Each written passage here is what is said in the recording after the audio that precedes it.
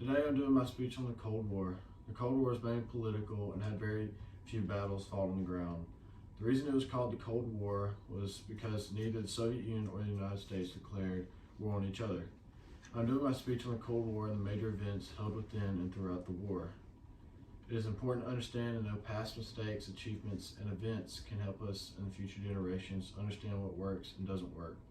I chose this topic because everyone has heard of the Cold War, but many do not understand or know what happened. My grandfather fought in the Cold War in search to protect and defend his country from violence. My grandfather's name is Larry Fulton, and he served in the Marine 7th Division during the Vietnam War, which was during the Cold War. The Cold War is a long political battle between communism and capitalism. I will speak on the beginning of the war, the multiple tensions between the nations, and the end results of the war. In Chapter 2, Confrontation, it begins with President Truman and his view of the Cold War. This chapter includes the effect Stalin had during the war and the decisions he made that affected world peace.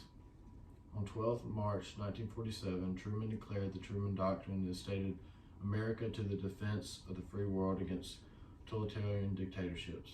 The author of my next source is Carol Fink. I found this source in MCC Library database.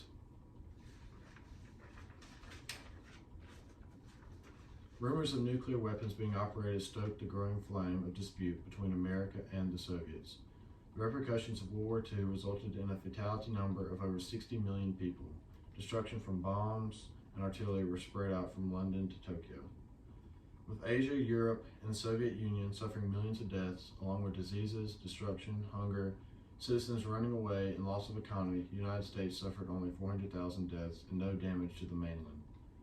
The great powers, China, United States, France, Russia, and the United Kingdom, were all fighting the same battle after World War II, the battle of communism and capitalism.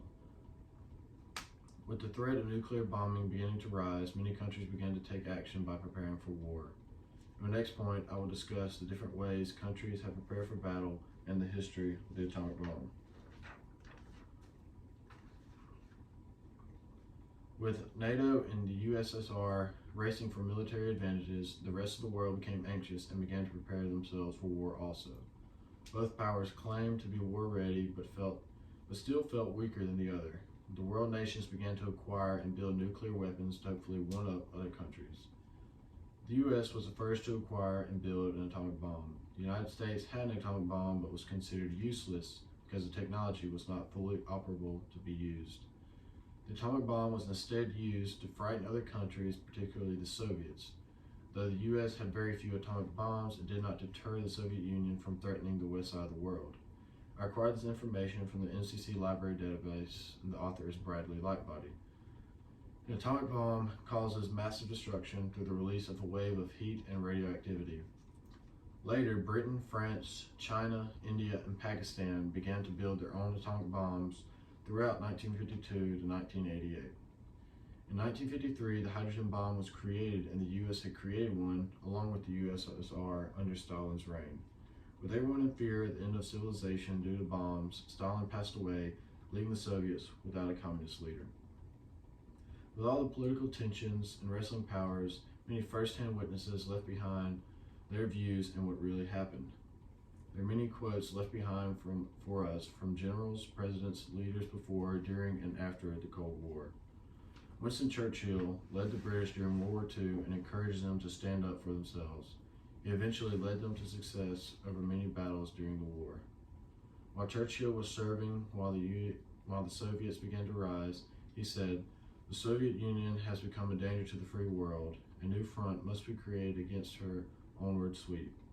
This front should be as far east as possible. A settlement must be reached on all major issues between West and East in Europe before the armies of democracy melt." I found this information on alphahistory.com labeled Origins of the Cold War.